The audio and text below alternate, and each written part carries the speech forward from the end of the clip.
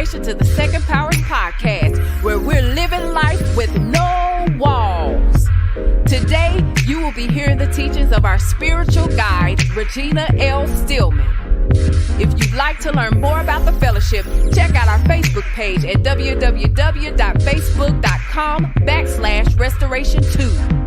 Also, if you'd like to make a donation, go to givelify.com and look for us at Restoration 2 or Cash App us at $R2Power.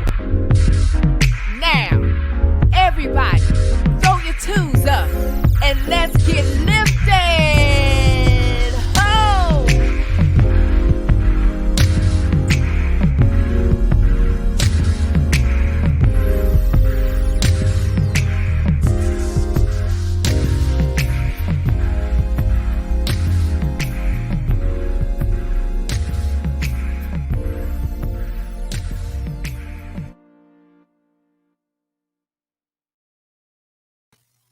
Good afternoon, good afternoon, good afternoon.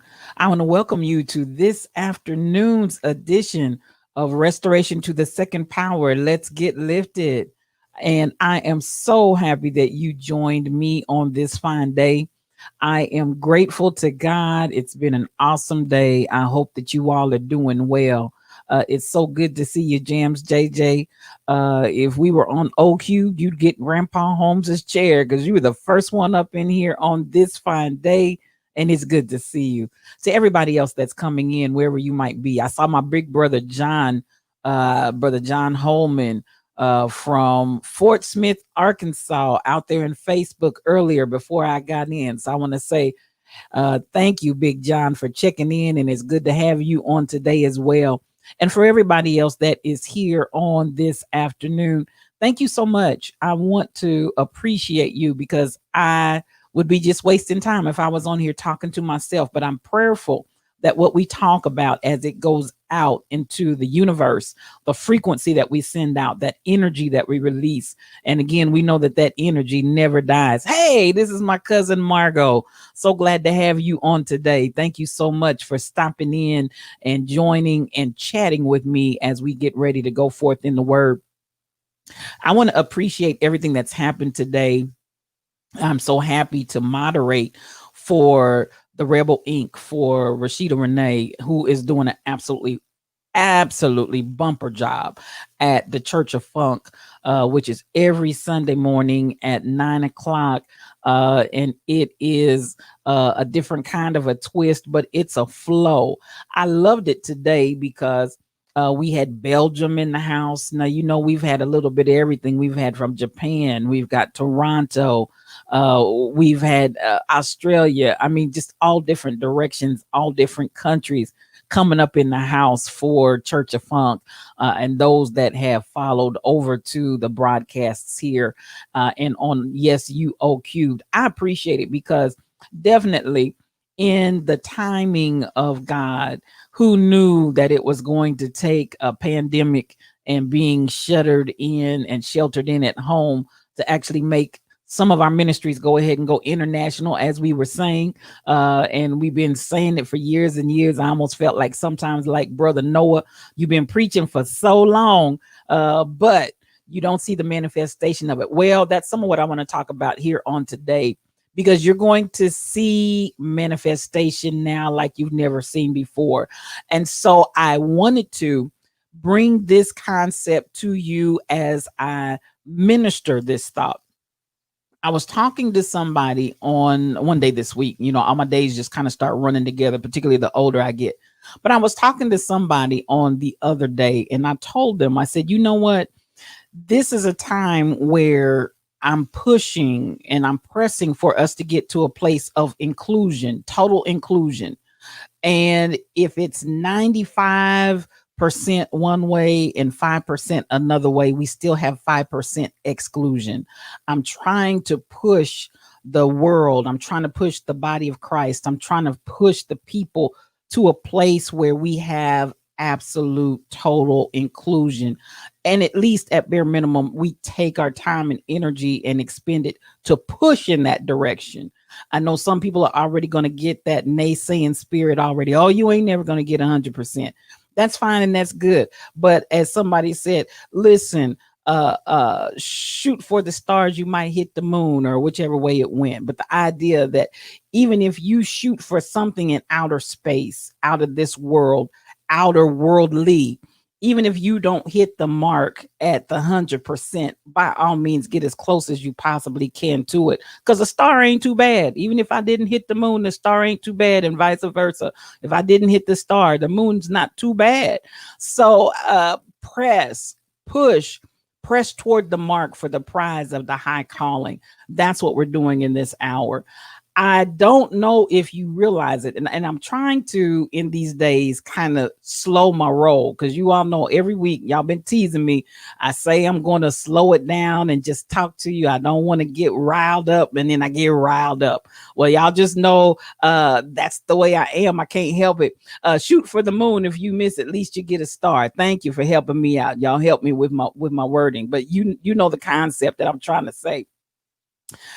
I'm shooting for it because I believe that this is a time that we are moving into a space and place.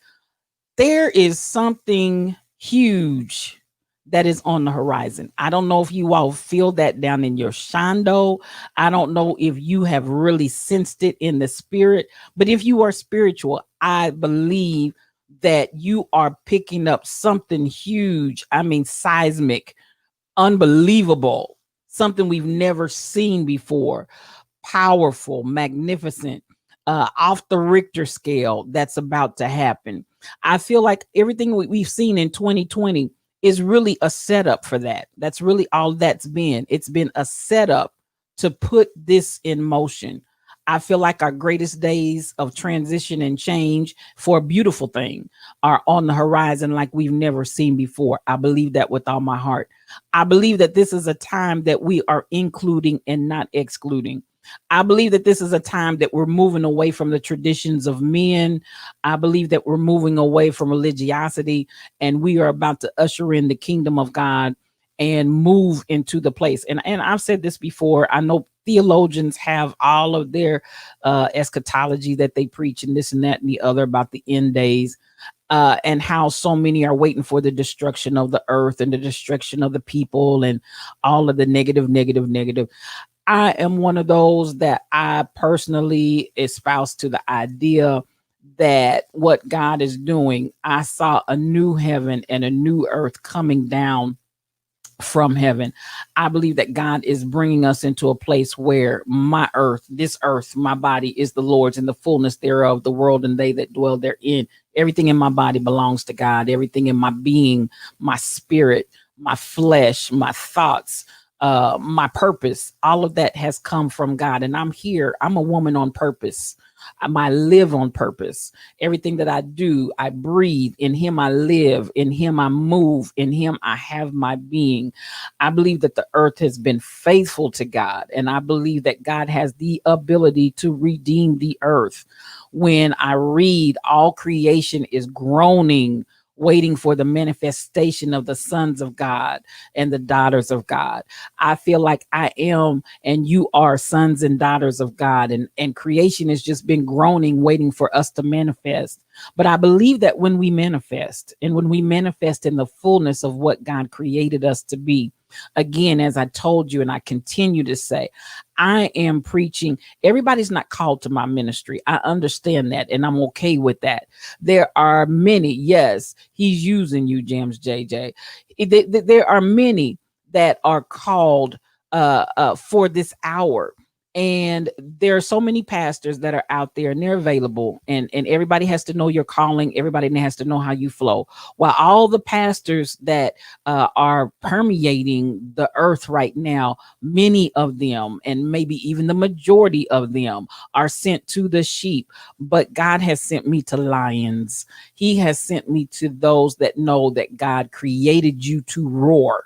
And the pride of lions is coming together so that they can make a sound on the earth such that we've never heard before. I recognize that's a call. I recognize that's a call of leadership that I have. I understand everybody doesn't have that.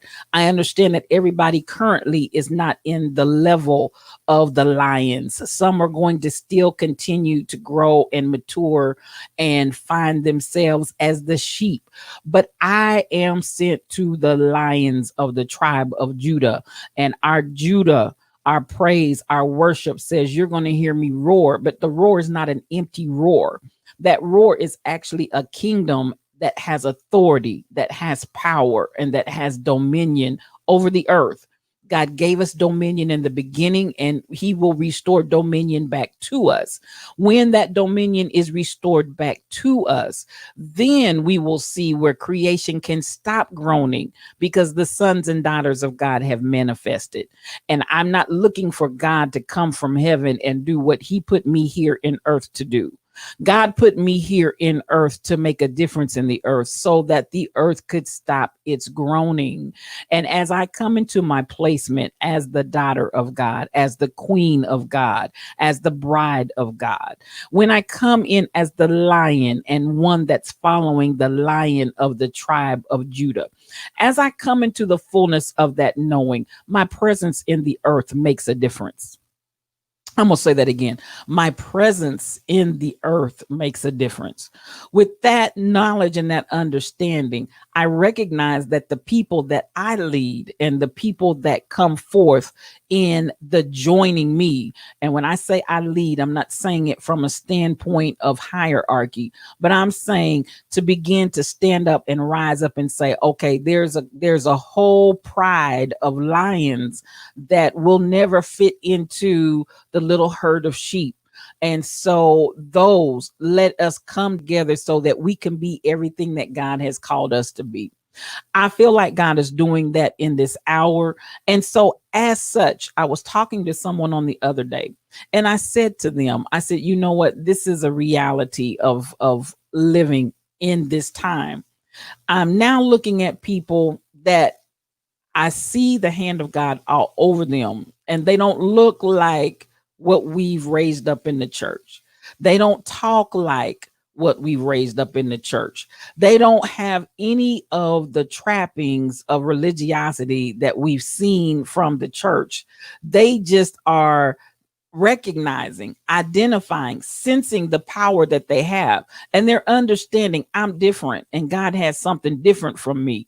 I don't fit in you all's necessarily put together organization with all of its hierarchy and who does this and how we do it and when we do it. I don't fit in the middle of all of that. That's not only in the church hierarchy, but that's in all levels, all across the board.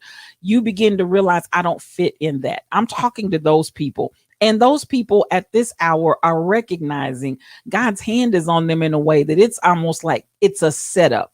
I'm not even trying to do something, but God is by circumstance and situation positioning me so that I can begin to join the other lions and walk in that pride and roar. That is where they are, and they're identifying for however life is setting them up for that particular situation in this time. They're finding themselves being cut loose from the sheep and being pushed out to the lions. And understand this, there's no opposition, because in that day the lion and the lamb shall lie down together. We're coming into that time where I can be a lion and you can be a lamb, and my lion doesn't see lamb chops. The lion and the lamb can lie down together and there shall be peace. I'm not going to study war no more. I'm in another phase. And that's where I am. And I believe that that's where God is leading us. With that understanding, then, as I was saying to my friend that I was talking to on the other day, we've got to come to a place where we begin to embrace people, where we begin to embrace people from the standpoint of, I'm not just looking at you from the external, but I'm going to understand something about who you are from the internal as well. And I want to go here briefly in my teaching today. I want to really, with this idea of inclusion, I want to come from the topic and the thought today. I'm in. And I want you to hear me. I want you to hear where I'm coming from, because again, this is a different time. This is a different season and a different day. So if we understand that, I need us to come to that place of really beginning now to go out and do the work of what God has really called us to do, and to be able to bring people to a level of saying, I'm in. Now, I want to use some scriptures today. I want to use some thoughts from scripture. And again, I want you to kind of hang with me, because I know I may be coming from a slightly different level than what most people are accustomed and acclimated to hearing. I want you to hear the word of the Lord. And I'm coming from Luke, the 7th chapter, and beginning at the 37th verse. Luke, the 7th chapter, and beginning at the 37th verse. A woman in that town who lived a sinful life learned that Jesus was eating at the Pharisee's house. So she came there with an alabaster jar of perfume. And when the Pharisees saw who had invited him, saw this, he said to himself, is this man, if this man were a prophet, he would know who is touching him and what kind of woman she is, that she is a sinner. And I just want to do those two verses right there. I want you to think about, and I did miss one of the verses there, but I want you to get this concept. The woman hears that Jesus is at the Pharisee's house and comes to the house with an alabaster jar of perfume. And then immediately we start getting attitude from the religious folk. Now, I'm going somewhere with this. And again, my thought on today is I'm in. So as we read the word of the Lord and I look at this text that's before us, there are some things that come to mind. First and foremost, Jesus goes to the Pharisees' house, and understanding that the Pharisees were the religious sect that had so many laws. I mean, everything about their world was about following the law. It's said that they had 613 laws that they abode by, and they felt like their whole lives hung on making sure that they observed the law. So Jesus goes into this place, this traditional place of the religious folk. And what comes out of the midst of that is this woman who is a sinner. And many that scholars that look at this passage of scripture have chosen to identify and really equate her to a woman of the night, a prostitute, a lady of ill repute. So as we look at this, I love where I want to go in what God is doing in this hour and what Jesus even manifested in that hour. First and foremost, when you look at people that walk differently than what you walk, I was glad, Rebel, I'm so happy for you that you chose the channel that you did. I didn't get to stay long, but from what I was able to glean before I left, I was glad that you sent us to that channel, because what I recognize, she is a lion. She's finding herself in a situation where God's moving her somewhere else. And it's interesting that even though she didn't look like and talk like what we would traditionally like to think of as a lion of the tribe of Judah, I want y'all to understand something right now. God is teaching us to understand deeper.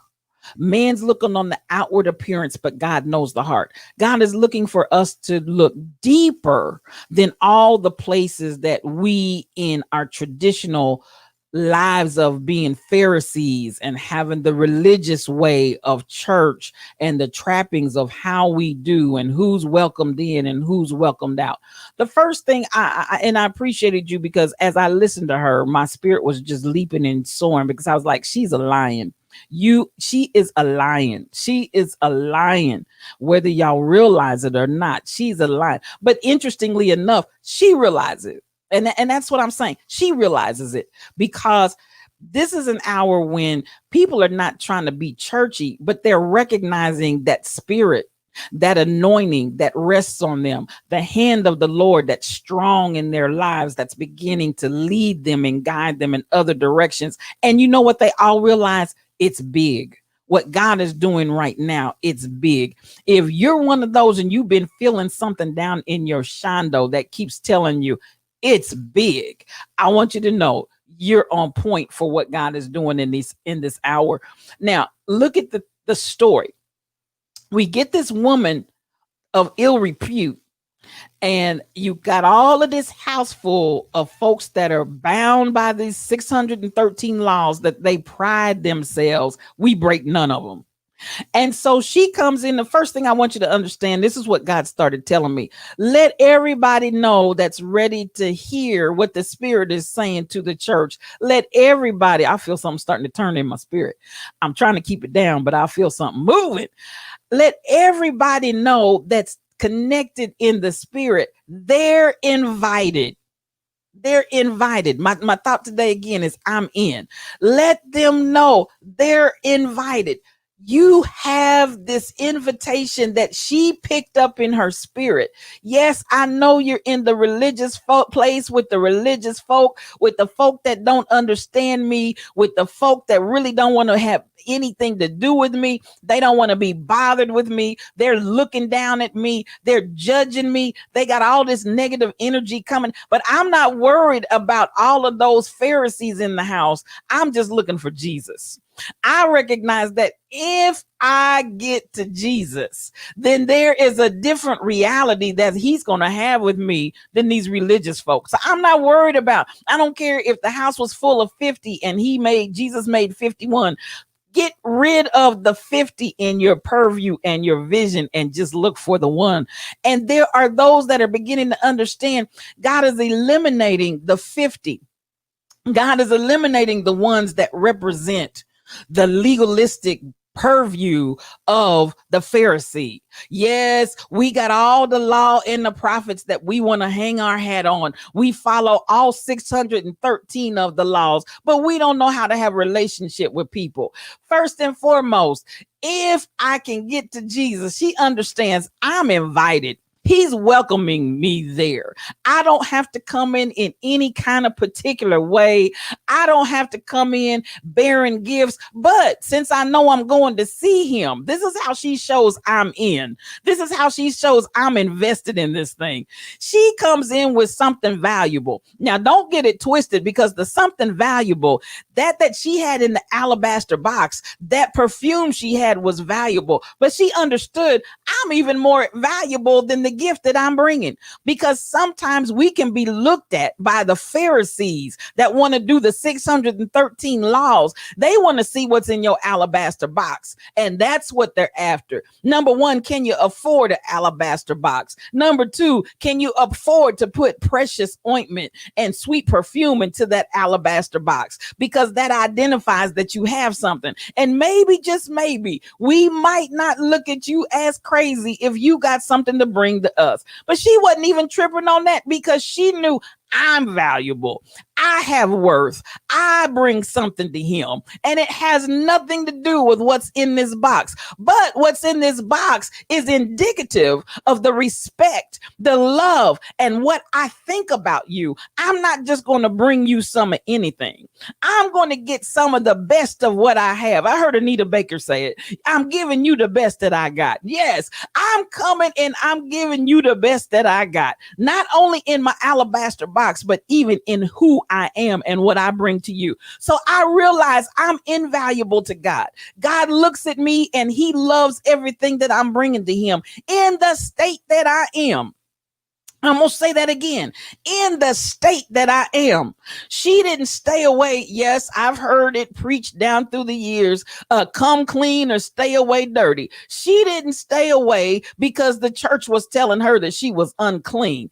No, no, no, no, no. She came in just like she was because she knew in the long run, Jesus was not concerned about that because he could see beyond. And this is a season and a time when I'm telling people, we've got to begin to embrace. We've got to begin to love people. And listen, we don't know why that woman was doing what she was doing. We have no idea. And the worst feeling that you can have is to be uninvited and to be left out. But she knew, I don't care about the 50. And I'm just using an arbitrary number. I'm not trying to get into somebody's going to say, the Bible didn't say it was 50. I'm just using a number so you all can grab hold of what I'm saying. It didn't matter to her if there were 50 folk that were looking at her crazy. And you know, I've done it before. You walk in church and you know everybody in church is looking at you like you crazy because they think or they've heard something about, I heard it through the grapevine. And even worse than the grapevine is the church's true vine.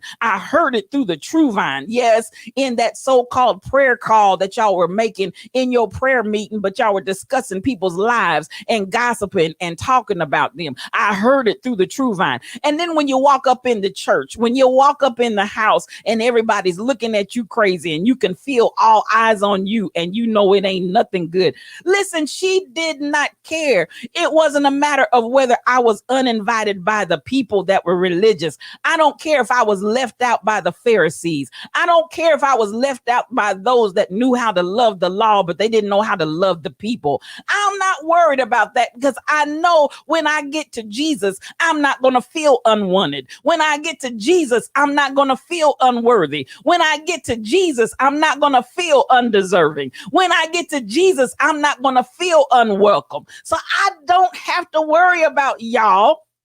I'm not even going to act like, listen, at this point, it's just me and Jesus in the room. Everybody else is eliminated. And this is the thing that I know. Jesus invites me and he's never going to reject me. And let's get here. Let's get to the point where we start to look at why. And I said this to the person that I was talking to on the other day. Sometimes people can look like they're acting as crazy as a bed bug.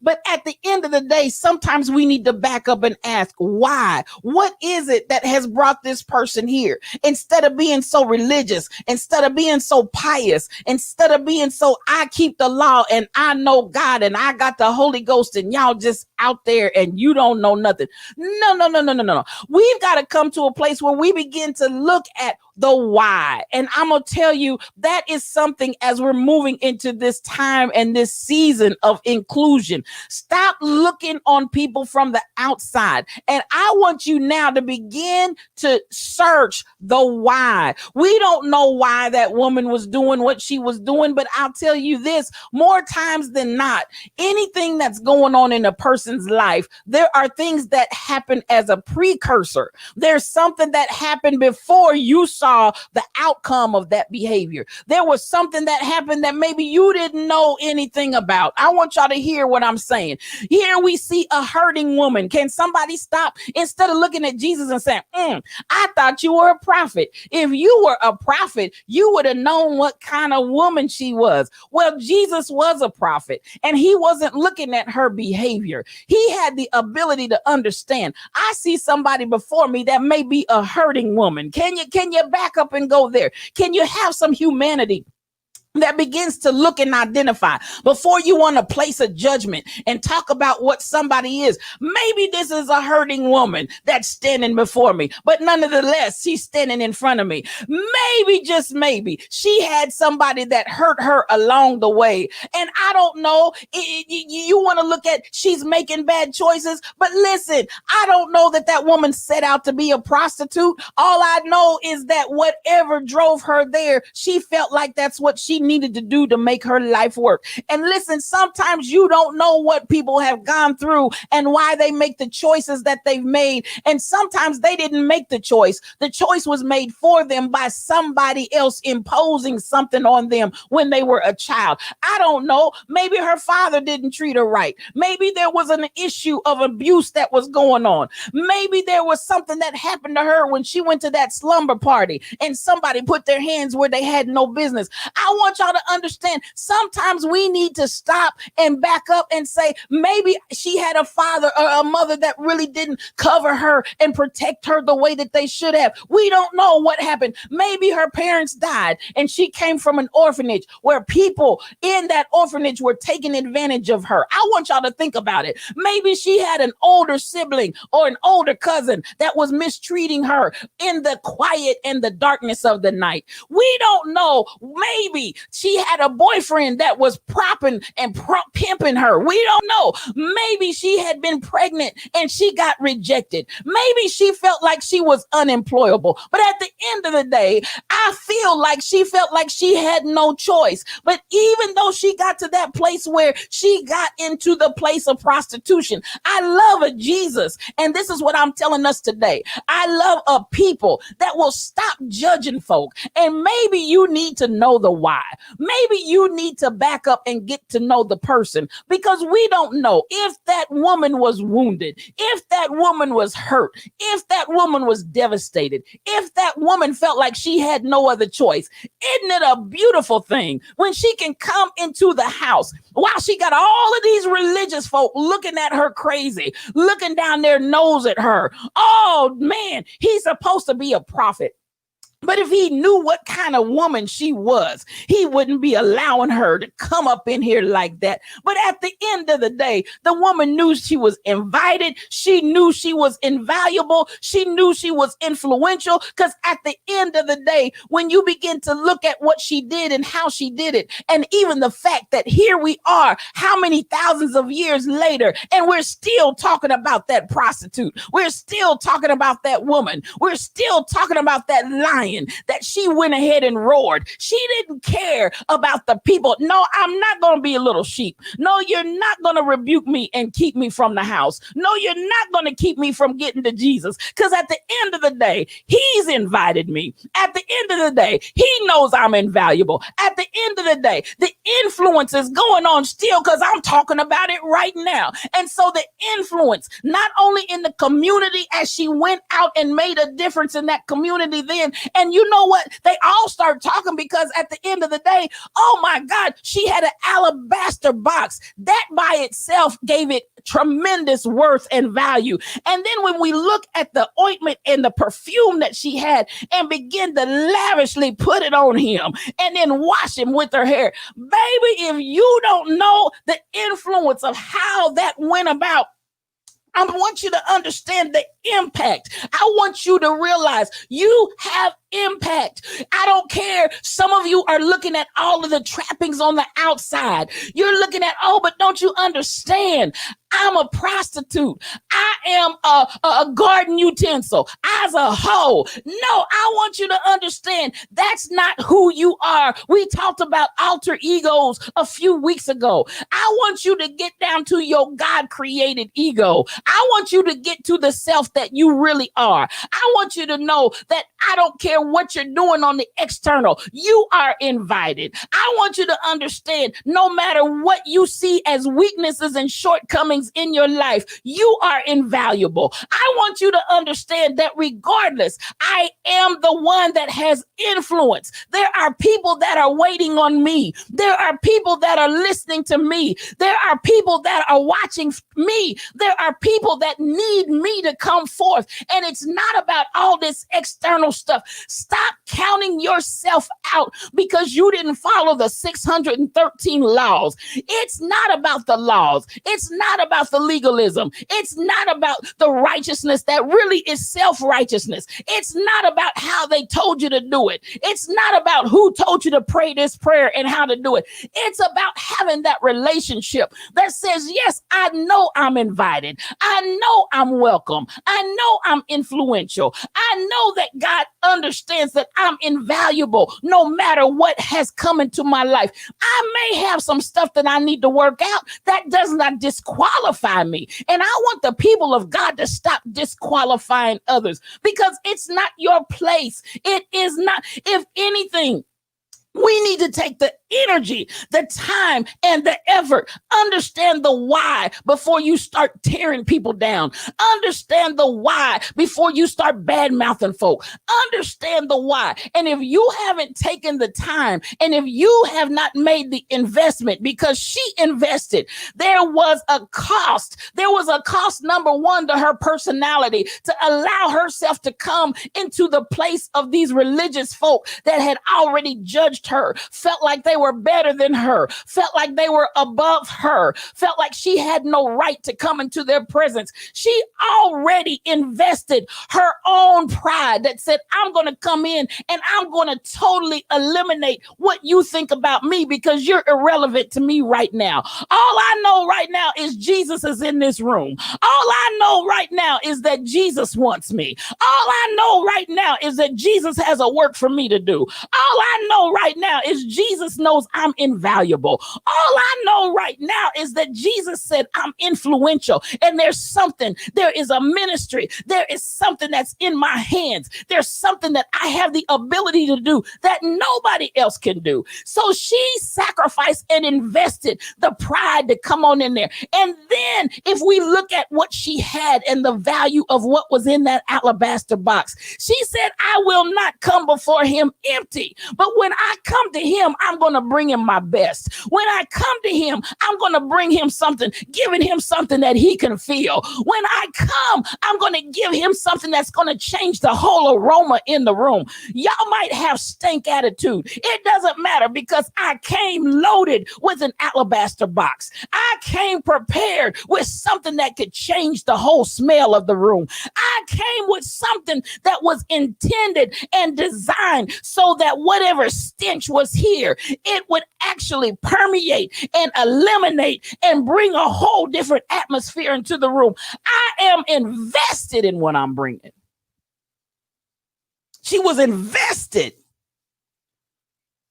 totally invested. And so when I get finished and I look at, she was invited, she was invaluable, she was influential, and she was invested. She had every right to stand before Jesus's feet. Are you hearing me? It didn't matter that the folks felt like she should have been turned away. That's not the God I serve. And this is the point where I want us to understand as people of God, we don't have anybody to turn away, because they're all invited.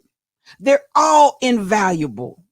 They're all influential, and they all can invest something if they but would. And so I'm asking you today, recognize that you've been invited. You have been. The invitation is right there.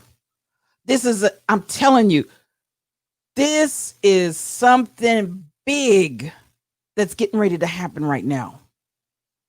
I want you to say, I'm in, because you've been invited, because you are invaluable.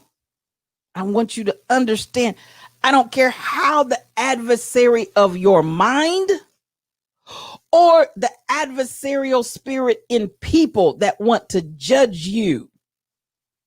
I believe that the reason why this investment was given to this woman was because she was a prostitute, so that we could know thousands of years later, God wasn't tripped up about what she was doing and what she felt like she had to do. And secondly, before you put your mouth on her, I want you to think about, there's a whole lot of reasons of why she was doing what she was doing. Before you judge her, have you the spirit of love to try to understand there may have been some extenuating circumstances as to why she was doing what she was doing? Before you badmouth her and talk about her like a dog, find out the why. Try to understand the why. Because I guarantee you, I don't know too many females that would have just willfully, with no extenuating circumstances, been out there threatening their lives in that lifestyle. Oh yeah, because there's a threat, there's a risk that goes along with the lifestyle, and it's a deadly risk and has always been. But at the end of the day, when people take that risk, there's something that's causing them to feel like that's the only risk that they can take. And if anything, I'm looking at people of God that I want to say, and where is your compassion? Where is your love? Where is your wherewithal to spend some time, sit down, talk, get some lunch, whatever, be there, be a friend, instead of passing judgment? But no, we know the 613 laws. We keep them. We're pious. We're devout. We're outwardly religious. While on the inside, we're whited sepulchres full of dead men's bones. And some of us are doing the same identical thing that we want to judge other people for. This woman came. She gave everything she had. She invested in her faith.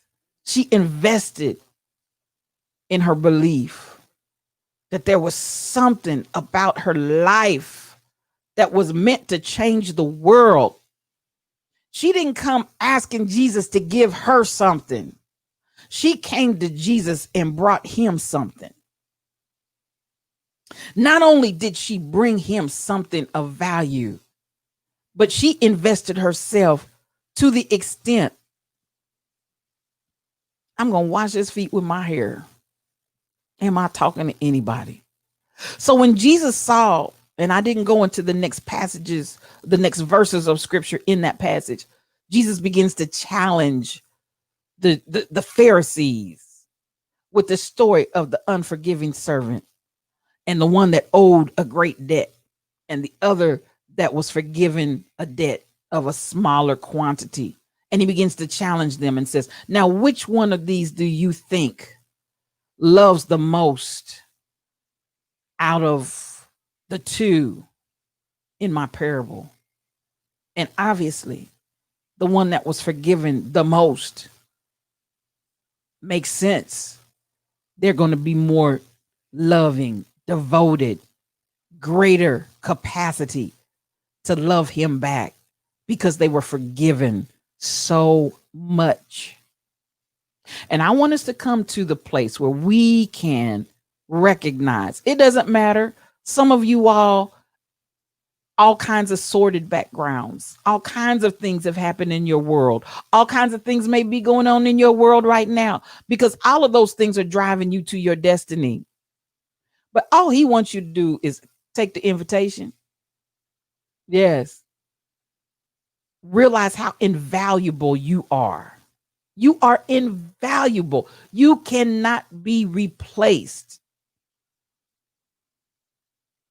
You're influential. There's some people that will listen to you and only you. Hear me when I say that. You have an audience. You have a sphere of influence. And those people within that sphere are waiting on you. All we need you to do is to get invested. I want you to say that I'm in. I'm in. Without a shadow of a doubt, I'm in. And not only am I in, I'm willing at this point, at this juncture, to bring some other folk in. Because I want other people. I'm not just trying to have it all for myself. I'm in. Something big is happening, and I want everybody to get in on this. I want everybody to get a taste of this. I want everybody to get a sip of this. I want everybody to be in. Because what did I say to you?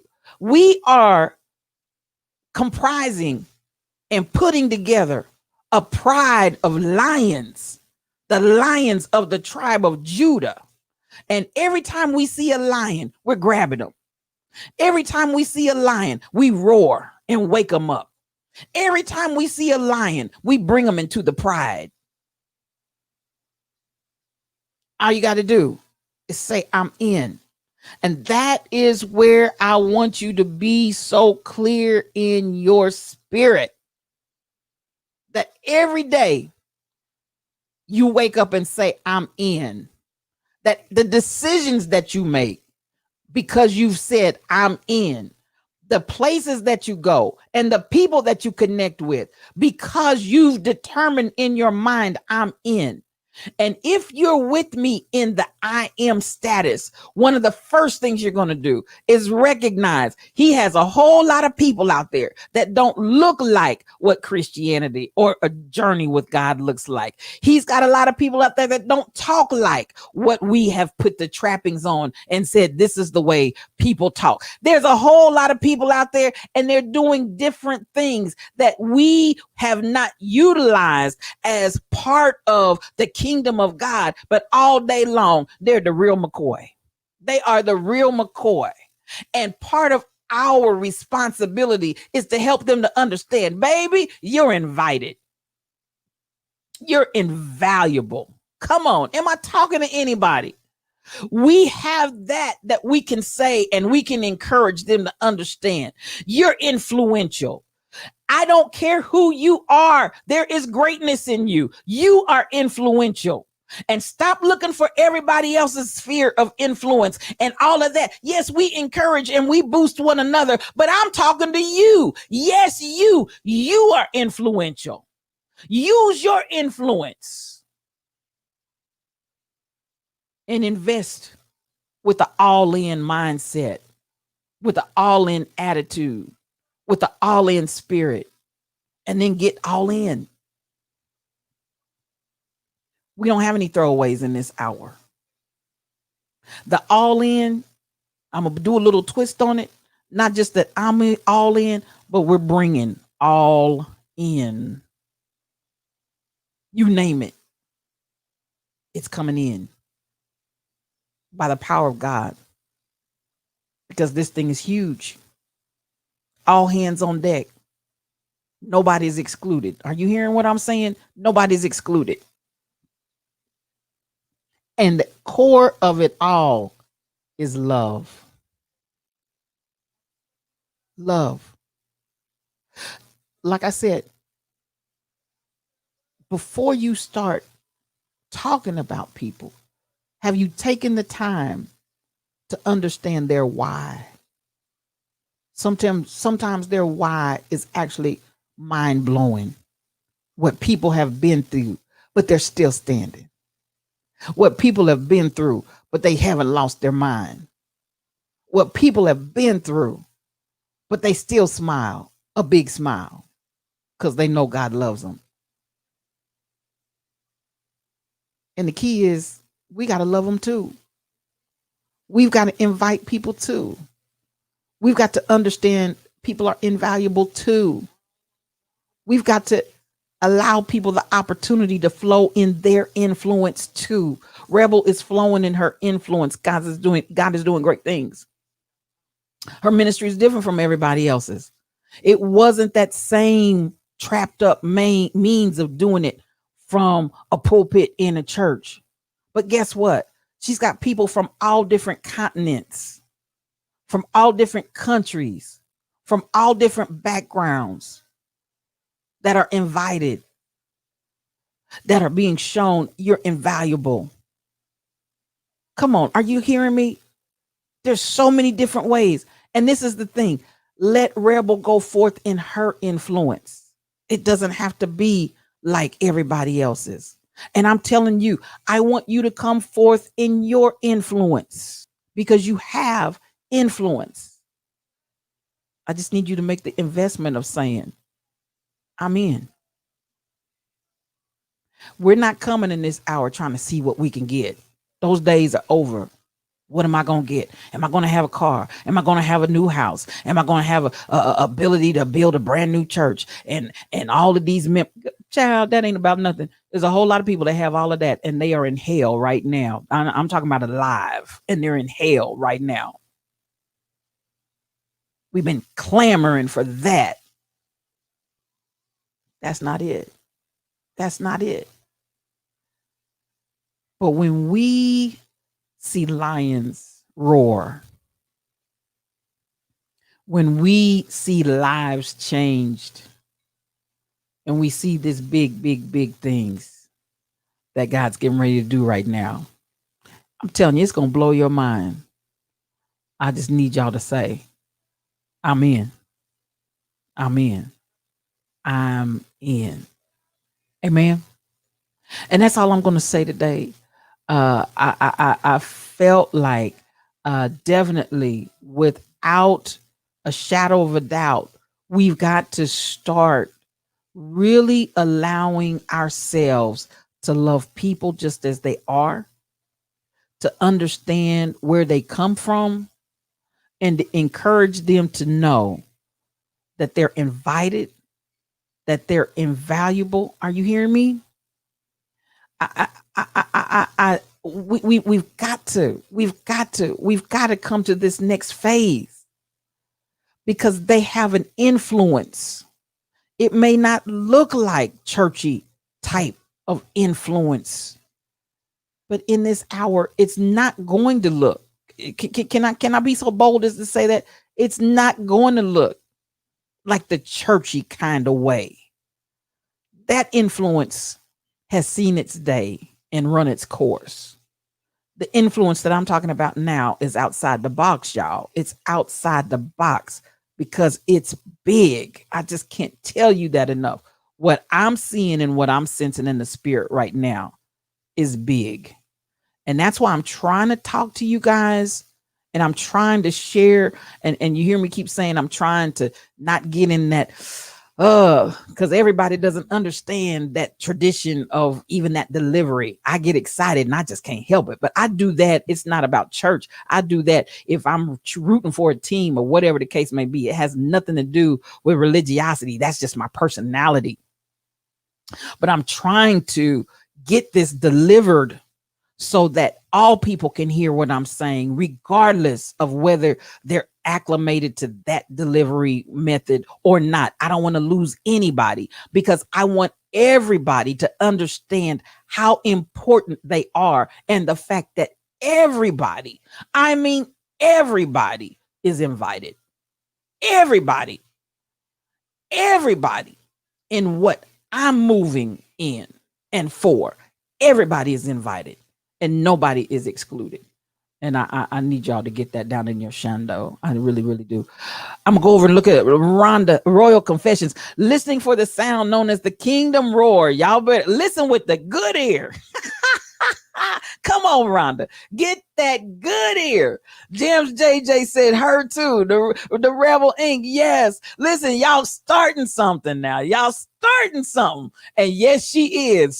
She's a starter, but it ain't that bad. It ain't that brown starter. She starts that good stuff. And you said it, James JJ. It is big. It is big. Yes. And it's in the voice. The roars. All roars don't sound alike, but they're lions just the same. Come on, main man, with that word. All roars don't sound alike, but they're lions just the same. Y'all better preach over here. I love this chat, because I mean, y'all go forth. Y'all really, really do. You are the bride of the Most High God. I need you to understand that unequivocally, because that relational standing is what allows you to go forth with boldness and with power and with confidence that what you speak, it comes to pass. I create the fruit of your lips. Why does he create the fruit of your lips? Because you are his counterpart. You are his bride. You are. And so if the king decrees and declares and you don't do it, there's a result. But by the same, if the queen decrees and declares and you don't do it, there's a result. And to flip that around, if a king declares something, it's going to happen. Likewise, if the queen declares something, it's going to happen. I need you all to get that really, really clear in your spirit. Let the haters hate. Just give me Jesus. It doesn't matter about, I don't care if the rest of the house is all a bunch of Pharisees up in there. All I need, and the only one I'm trying to get to, is Jesus. So all the rest of them don't matter. And yes, you are invaluable. I want you all to get that down in your shando. Big John, good to see you in the chat over here. Come on. I want y'all to get the understanding. You do what you have to do. And that part, I want us to understand as we interact with people, they do what they have to do, which eliminates your place of judgment, because you don't know what brought a person to the place that they are. And I want us to stop judging people. Stop judging people. There's some things that you did that you felt like you had to do right at that moment. It may not have been something that you're proud of. It may not be something that you feel like you had any other choice in, but you had to do it. I want you to understand, people do, just like you said, James JJ, people do what they have to do. And I want us to come to a point of beginning to understand versus talking about people to judge. We have to go through some things to come out to our purpose. You're exactly right, John. There are some things that God places you just so you can grow. It may not be the most comfortable place. I keep talking about comfort zones, and people are being pulled out of their comfort zones. I want people to understand that's some of how God is pulling some of the greatness out of people that don't look like the traditional churchy, didn't come from the traditional churchy background, but they're finding themselves being pulled out of their comfort zones, and they're saying, I'm in. They're basically saying, hey, I'm at the point now where I'm gonna quit fighting it. I'm in. And it takes that many times to get us to our purpose. She knew how to find Jesus. She had her ear to the ground. And when she heard where he was going to be, and she knew he was going to be there, she went prepared, y'all. She went prepared to bring herself and what she wanted to give him. And so at the end of the day, we see all of that coming to the fore. And that's the attitude we've got to have. Don't come empty. Don't come in here. All of this, woe is me. And oh my God, this happened to me. It's a different day. All of that whining and complaining, and come on, y'all. I want y'all to come with a totally different attitude. We all have been through something. Every last one of us have. And so I want us to get that understanding. Time out for licking our wounds and the woe is me attitude. I want y'all to come in here with something. I want you to come in here with something smelling good, not something stinking. Are you hearing me? Don't come in with the funk, the negative funk. I want you to bring me some of that good funk. Are you hearing me? Something on the inside is telling you to go ahead. Go ahead then, James JJ. Michelle, I love you, girl. You know, are you awake, girl? Are you are you awake? I got some amens up in the house. You in. I love it. You are in. And listen, there is so much that you bring, your influence that you have to bring forth. You're invaluable. The invitation for you to come to a whole nother level and begin to operate in what is you, because there is such a greatness in you. A lot of it that you've tried to suppress, a lot of it that people have tried to suppress. So whatever the case may be, I want you to understand that this is your hour. Just like the Rebel Ink today, she had Baby Shark on there. We couldn't get Baby Shark off. Listen, that's the way you're gonna be. We ain't gonna be able to get you off. You're gonna be like Baby Shark. We gonna because it's your time to shine, girl. I am not playing. Main man excluded by man, but you've been included by God. And at the end of the day, baby, that's all that really matters, because all of the rest of that really doesn't matter. You can be tore up from the floor up, but listen, it doesn't matter. God still says there's an invitation for you, that God still says you're invaluable. God still says you have influence, because there are people that tore up from the floor up, people can reach that nobody else can reach. I want you to hear me. I just need you to do what James JJ said. Go on. I don't know how she meant it when she said it, but I'm going to use it the way I want to use it. Go on with your tore up from the floor up self, because the invitation is still there. You're still invaluable.